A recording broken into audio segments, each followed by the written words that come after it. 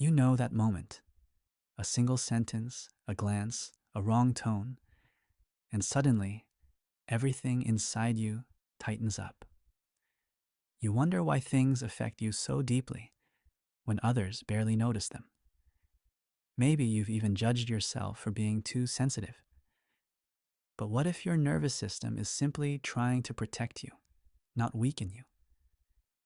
In the next few minutes, you'll understand why your sensitivity isn't a flaw, but a sign that your body still allows you to feel. You're not too sensitive. You're finely tuned.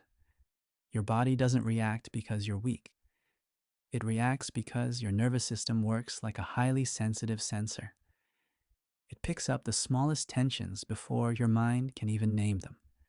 Just like a delicate instrument that responds to the slightest vibration, you sense frequencies others can't hear. Your sensitivity isn't a defect. It's your inner early warning system. Sometimes, just one comment is enough, and suddenly, you feel small, wrong, not good enough. Not because the words were so harsh, but because they touched something old inside you. Your nervous system recognizes patterns faster than your mind does.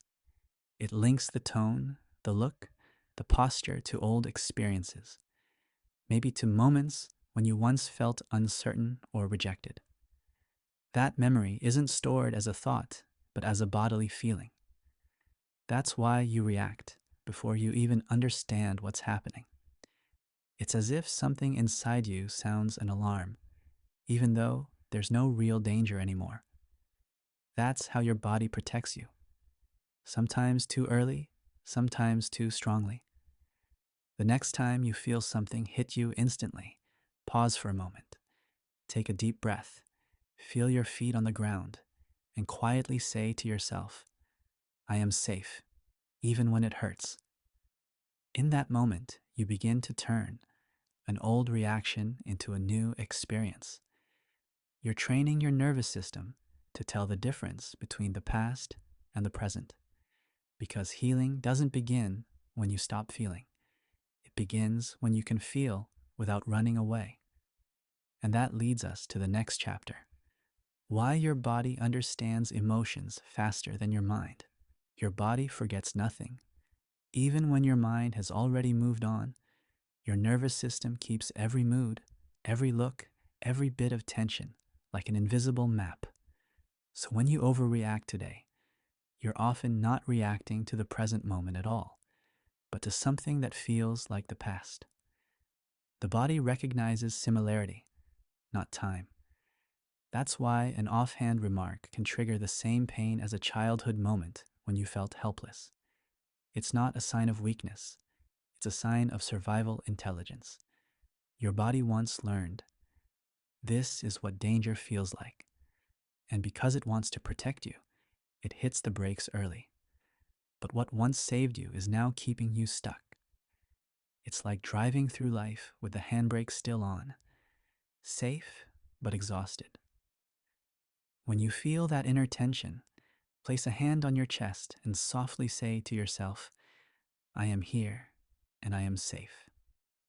That's not just empty words. It's a signal to your nervous system that the present is not the past. With every conscious breath, you're writing a new memory into your body. And slowly, it begins to stop confusing peace with danger. That's where real healing begins. And in the next chapter, you'll understand why emotions aren't your enemies, but encrypted messages from your body. Emotions aren't malfunctions, they're signals. Your body speaks a language you may never have truly learned. Pressure in your chest, a knot in your stomach, a tightness in your throat. These aren't coincidences, they're messages. Anger often means, my boundary has been crossed. Sadness says, something valuable is missing. And fear whispers, I need safety. But most of us were trained to ignore this language. We numb it with work, distraction, or control. Yet your body doesn't want to scream. It just wants to be heard. When you stop seeing your emotions as enemies and start treating them as guides, everything changes. You don't need to analyze or justify them, only notice them. Sit down, take a breath, and ask yourself, what is this feeling trying to show me? The answer is often quiet but clear.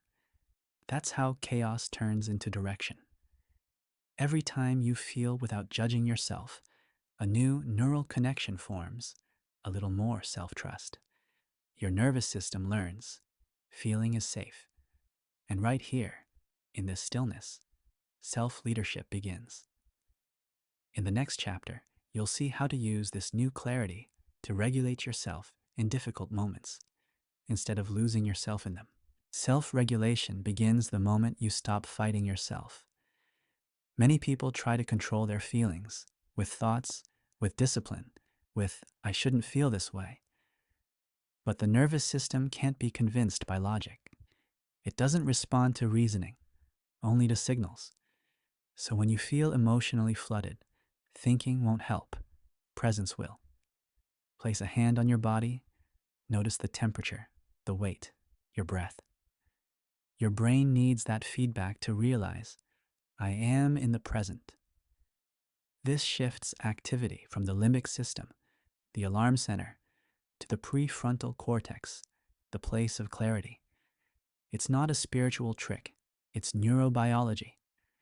The more often you do this, the stronger the pathways become that link calm with safety.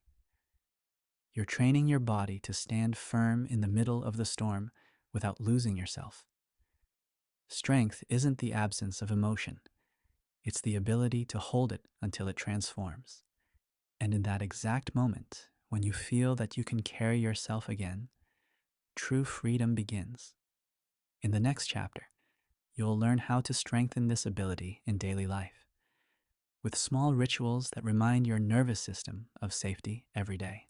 Sometimes, it doesn't take big changes, just 2 conscious minutes a day to reprogram your nervous system. The first minute is for awareness. The moment you feel triggered, stop.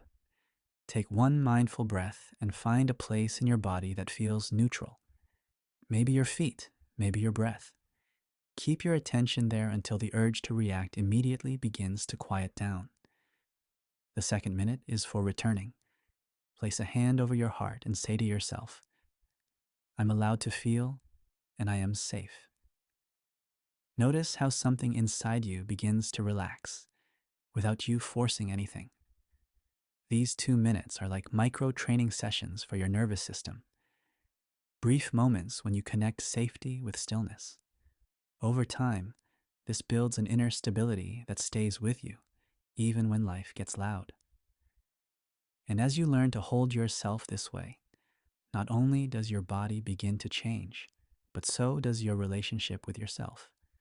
Because you start to understand, peace isn't a state you find, it's a skill you train. And in the final chapter, we'll explore what happens when you stop feeling ashamed of your depth and begin to live it. In the end, you'll see. Your sensitivity was never the problem. It was your compass.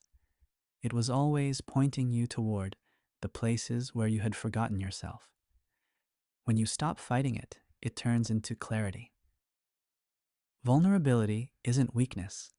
It's the courage to feel without armor. And maybe growing up isn't about becoming tougher, but about learning how to stay gentle in a world that's too loud. If this thought touches you, write in the comments, I allow myself to feel. Subscribe to Mastering Life so you don't miss the next episode, where you'll discover why true strength often begins quietly.